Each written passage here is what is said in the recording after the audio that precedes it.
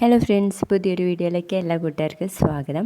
ഈ റിവ്യൂ ഇഷ്ടപ്പെടുകയാണെങ്കിൽ ലൈക്ക് ചെയ്തും സബ്സ്ക്രൈബ് ചെയ്തും സപ്പോർട്ട് ചെയ്യണേ. അങ്ങനെ നമ്മുടെ രേവതിയെ തനിച്ചാക്കി രേവതിയുടെ അമ്മയും ദേവും കൂടി വീട്ടിലോട്ട് മടങ്ങുകയാണ്. രേവതിയുടെ അമ്മ പറയുന്നുണ്ട് കേട്ടോ, മോളെ ഞാൻ വീട്ടിൽ പോയാലും എൻ്റെ മനസ്സ് ഇവിടെ തന്നെ ആയിരിക്കും എന്ന് പറഞ്ഞ് കരഞ്ഞിട്ടൊക്കെയാണ് പോകുന്നത്. അത് കാണുമ്പോൾ നമ്മുടെ രേവതിക്കും സങ്കടമാവാണ്. അതിനുശേഷം കാണിക്കുന്നത് നമ്മുടെ സുധിയെ പൂട്ടാനായിട്ട് സുധിയുടെ ആദ്യത്തെ കാമുകി ഉണ്ടല്ലോ, അവരൊരു സ്ഥലം കണ്ടുപിടിക്കാണ് കേട്ടോ. എന്നിട്ട് മനസ്സിലിങ്ങനെ പറയുന്നുണ്ട്, സുധി നിന്നെ പൂട്ടാനുള്ള സ്ഥലം ഞാൻ റെഡിയാക്കി, ഇനി നിന്നെ ഇവിടേക്ക് കൊണ്ടുവരികയാണ് വേണ്ടത് എന്നും പറഞ്ഞ് ഒരു കൊട്ടേഷൻ ടീമിനെ വിളിക്കുകയാണ് കേട്ടോ. ആ സമയത്ത് നിങ്ങളുടെ പേരെന്താന്നൊക്കെ ചോദിക്കുമ്പോൾ ആ കാമുകി പറയുന്നുണ്ട്, എന്റെ പേരറിഞ്ഞാലേ നിങ്ങൾ കൊട്ടേഷൻ സ്വീകരിക്കുകയുള്ളൂ എന്നൊന്നുമില്ലല്ലോ, അത്രയ്ക്ക് നിർബന്ധമാണെങ്കിൽ എന്നെ മേഡെന്ന് വിളിച്ചോ, നിങ്ങൾ വേഗം വെൺപാലമുക്കിലേക്ക് വാ, എനിക്ക് അവിടെ നിന്ന് നിങ്ങളെ ഒന്ന് കാണണം എന്ന് പറയുമ്പോൾ അവർ ബിസിയാണ്, രാത്രിയെ ഫ്രീ ആവുള്ളൂ എന്ന് പറയാം കേട്ടോ. എങ്കിൽ ശരി, ആ സമയത്ത് കാണാമെന്ന് പറയാണ്. എല്ലാം സെറ്റ് ആവുകയാണെങ്കിൽ പെട്ടെന്ന് തന്നെ ഓപ്പറേഷൻ വേണമെന്ന് കാമുകി പറയുന്ന നേരത്ത് എല്ലാം സെറ്റ് ആവുകയാണെങ്കിൽ നാളെ തന്നെ ഓപ്പറേഷൻ എന്ന് പറഞ്ഞിട്ട് കട്ട് ചെയ്യാണ് കേട്ടോ. പിന്നീട് കാണിക്കുന്നത് നമ്മുടെ രേവതിക്ക് ചായ ഉണ്ടാക്കി കൊടുക്കുകയാണ് രവി. അങ്ങനെ റൂമിലേക്ക് എത്തുമ്പോഴേക്കും നമ്മുടെ സച്ചി വീൽ ചെയറും കൊണ്ട് അങ്ങോട്ടേക്ക് വരികയാണ് കേട്ടോ. അപ്പൊ രവി ചോദിക്കുന്നുണ്ട്, ഞാൻ വിചാരിച്ചു ഇന്നും നീ ഇത് മറക്കുമെന്ന്, എന്തായാലും കൊണ്ടുവന്നല്ലോ, സന്തോഷമായി മോനെ. എന്തായാലും രേവതിക്ക് ഇവിടേക്കൊന്ന് ചുറ്റിക്കറങ്ങി നടക്കാലോ, ബോറടിയും മാറും എന്ന് പറയുമ്പോൾ നമ്മുടെ സച്ചി പറയുന്നുണ്ട്, അച്ഛനെ രേവതി ഇങ്ങനെ ചുറ്റി നടക്കുമ്പോൾ അച്ഛന്റെ ബോറടിയും മാറിക്കിട്ടും എന്ന് പറഞ്ഞ് രേവതിയോട് അതിൽ ഇരിക്കാൻ വേണ്ടിയിട്ട് പറയാണ്. ആ സമയത്താണെങ്കിൽ രേവതി തന്നെ ഇരിക്കാൻ വേണ്ടിയിട്ട് ശ്രമിക്കും. വേണ്ട മോളെ, അങ്ങനെ തനിച്ചിരിക്കുമ്പോൾ വീണു പോവും എന്ന് പറഞ്ഞ് ഇവർ രണ്ടുപേരും കൂടിയാണ് കേട്ടോ വീൽ ചെയറിൽ ഇരുത്തുന്നത്. ദേ സച്ചി, നീ മോളെ ഇവിടേക്ക് ഒന്ന് ചുറ്റിക്കിറക്ക്, ഞാനിപ്പോൾ വരാമെന്ന് പറഞ്ഞിട്ട് രവി അങ്ങ് പോവാണേ. അങ്ങനെ രവി പോയി കഴിഞ്ഞതിന് ശേഷം നമ്മുടെ രേവതി ആണെങ്കിൽ സച്ചിയോട് പറയും, സച്ചിയേട്ടാ ഒന്ന് മുന്നോട്ട് വാ.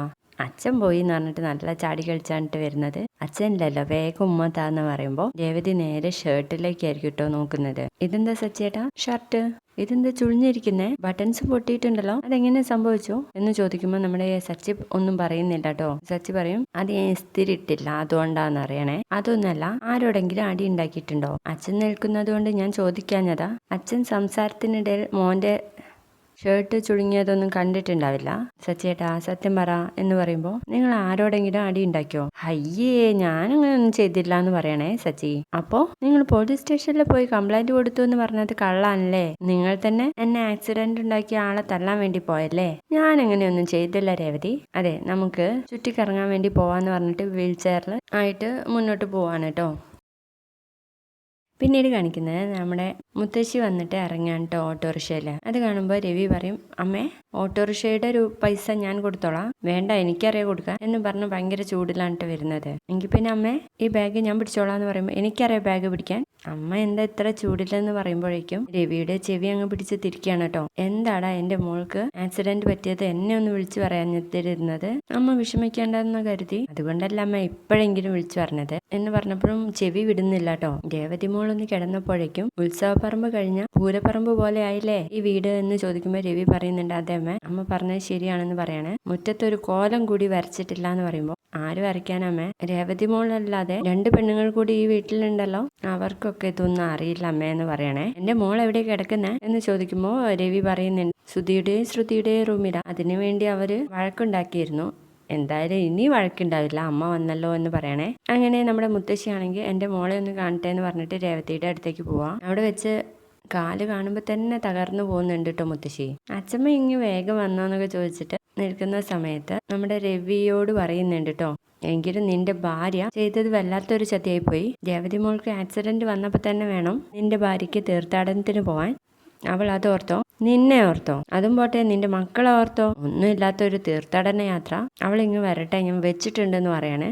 അപ്പോഴേക്കും നമ്മുടെ സച്ചി അവിടെ എത്തുന്നുണ്ട്. വീണ്ടും നമ്മുടെ മുത്തശ്ശിയാണെങ്കിൽ ചെവി പിടിച്ച് തിരിക്കുകയാണ്. എടാ, എൻ്റെ മോൾക്ക് ഇങ്ങനെ ഒരു അപകടം പറ്റിയത് എന്നോട് പറഞ്ഞോ നീ? ആ അച്ഛമ്മേ വീട് എന്ന് പറഞ്ഞിട്ട്, അച്ഛമ്മേ ഞാനല്ലേ വിളിച്ചു പറഞ്ഞത്, എന്നിട്ട് എനിക്കാണ് ശിക്ഷ എന്ന് ചോദിക്കുമ്പോഴേക്കും രവി പറയുന്നുണ്ട്, എനിക്കും കിട്ടിയതാടാ. അച്ഛമ്മേ വീട് എന്ന് പറഞ്ഞിട്ട് ചെവി വിടിയിപ്പിക്കുകയാണേ.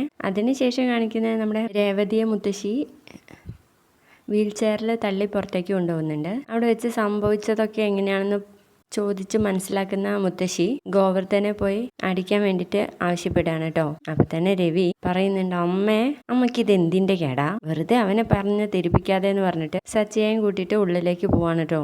അപ്പോൾ രേവതിയോട് പറയുന്നുണ്ട്, മോളെന്തിനാ അവനെ തടഞ്ഞത്? എൻ്റെ അച്ഛമ്മ ഒരു പ്രശ്നം ഉണ്ടാവണ്ടെന്ന് വെച്ചിട്ടാ. പക്ഷെ എൻ്റെ അഭിപ്രായത്തിൽ സച്ചിയേട്ട അയാൾക്കിട്ട് നല്ല പണി കൊടുത്തിട്ടുണ്ട്.